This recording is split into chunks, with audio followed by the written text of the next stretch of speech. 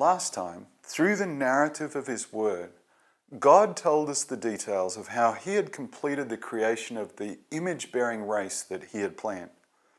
Knowing that it's not best for the man, Adam, to be alone, God says He'll make him a companion. Having seen and named all the lesser animal beings, Adam finds no companion among them. When he meets the woman, made from his flesh and bone, he recognizes in her his perfect companion.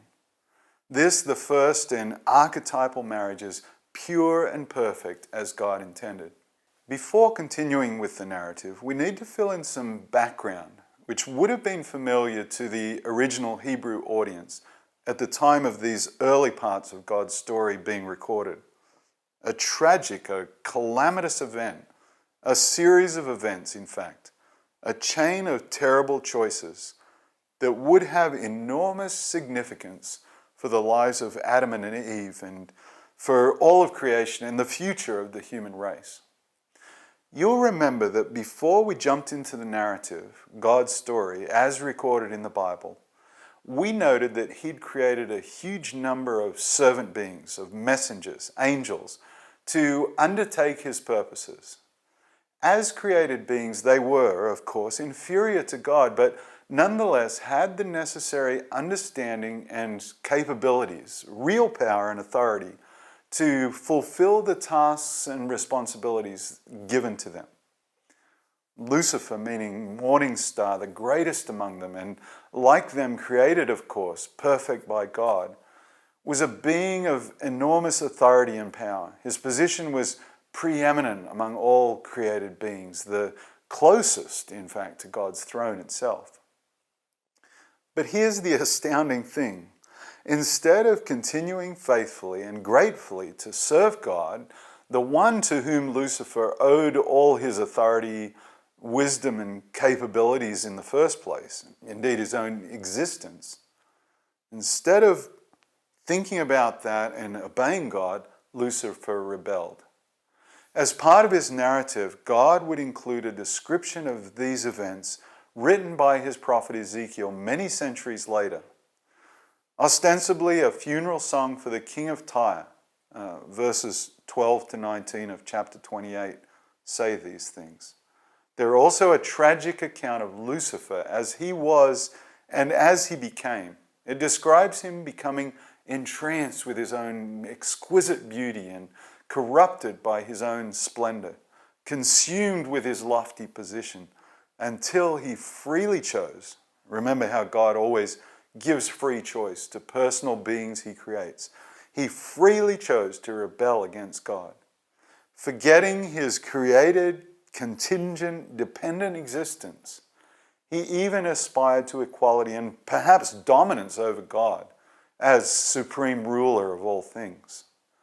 Another prophet, one of God's appointed storytellers, Isaiah, would give an account, this is in chapter 14, verses 13 and 14, of Lucifer making ridiculous, outrageous statements that he would go up to heaven and be like the Most High. Also, remarkably, numerous other angels followed Lucifer in his rebellion. Of course, it goes without saying that none of this took God by surprise. As we noted earlier, His knowledge of all things is complete, it's exhaustive. Likewise, God's sovereign rule was in no way threatened by this rebellion. Later, again through the words of Isaiah, this is in chapter 14, verse 15, God would dismiss out of hand even the slightest possibility of success for Lucifer's plan, asserting that far from ever reaching the unattainable position Lucifer aspired to, he would be brought down to the place of the dead, down to its lowest depths. So the former leader of God's spirit messengers, trusted and favored, is now stripped of his position and, along with the other rebellious angels, expelled from God's holy presence from heaven. From this point on in God's story, he would usually be called Satan, the enemy, and his spirit followers, the demons or devils or unclean or evil spirits. So even as God writes His story, the way things were, are, and will be, Satan becomes the self-appointed leader of every effort to write a conflicting story or stories. He and his fallen spirit followers are implacably committed to their original goal of usurping God's sovereign rule. Their hatred and enmity inevitably extends to the race of humans, created in God's image and given that original caretaker role over the earth. Later, God's narrative tells us more about Satan's activities, depicting him in one place as a vicious, wild animal prowling the earth for victims to consume. Indeed, Satan is about to enter the story of God's interaction with human beings in a way that would prove to be earth-shattering in a quite literal sense. Taking a brief glance ahead, it's worth noting here where the story will end for Satan and his hordes of demons. God's word tells us that a place of punishment, a lake of fire, has been prepared for them. If God truly is writing the story as well as telling it to us, as we know he is, then the future for his enemy and all his enemies is grim, to say the least. As we hear these stories about angels and demons and attempts to supplant God, places of punishment and so on, how are we to take them? Should we in the 21st century be expected to take these kinds of things seriously, even as believers? After all, they do sound not unlike the plot of a movie or a video game or some science fantasy book. Or perhaps we've heard these things dismissed as myths and legends on the level of epic tales of other cultures and religious traditions. But let's consider this. Wouldn't a cunning, malevolent enemy want people to think that way about God's story?